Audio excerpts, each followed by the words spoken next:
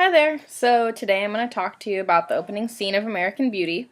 American Beauty was directed by Sam Mendes in 1999, and it does a fabulous job of eliciting emotion through editing and sound to get a feeling across to the audience and consistently remind the audience of what's going on in the film.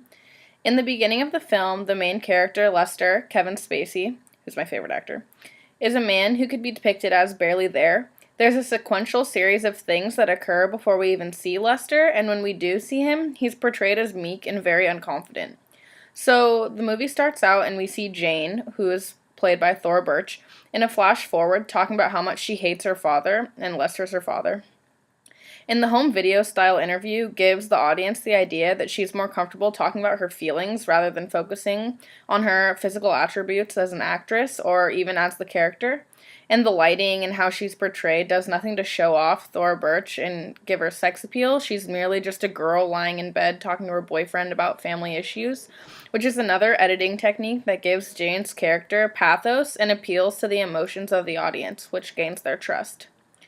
After the home video ends, the opening shot shows the aerial view of where the film is going to take place, and this is the mise-en scene, or setting the stage of where the movie is going to be shown. And this aerial viewpoint tells the audience that it's Lester's soul coming back down a year before he passes away to explain and narrate the end of his life. He says, "My name is Lester Burnham, blah blah blah, I'm 42 years old, and in less than a year, I'll be dead." So the stage is already set, and the movie is just an explanation to how Lester dies. So we have Thora Birch lying in bed explaining how much she hates him. She says that she wishes her father was dead. And then we have Lester coming up, and he says, "I'm Lester Burnham, and yes, indeed, I do die in less than a year." And so we have two vastly different opinions. We have the daughter, Jane, and then we have Lester himself. And we have yet to see Lester at all, who's obviously our main character. So after a few minutes into the film, we finally get to see him, and back to my first statement saying that Lester is depicted as barely there, here are some more examples. We see Lester lying in bed, not wanting to get up while the day is going on and passing him by. It's sunny out, and he's lying in his dark, dreary room. His wife's up, the neighbors are awake, everybody's talking, and Lester's just procrastinating in bed, listening to the beep of his alarm in a dark, sad environment. And Lester begins to get up, and there's a cut to him putting his shoes in these really ugly slippers. And it's not even his whole body getting out of bed, energized for his day. It's just, putting his shoes on.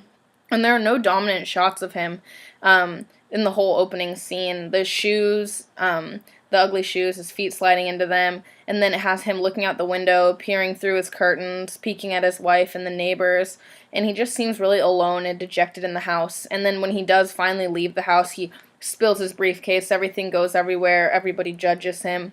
He just seems very unhappy and meek, and so the whole opening scene just really sets the stage for him to be an underdog.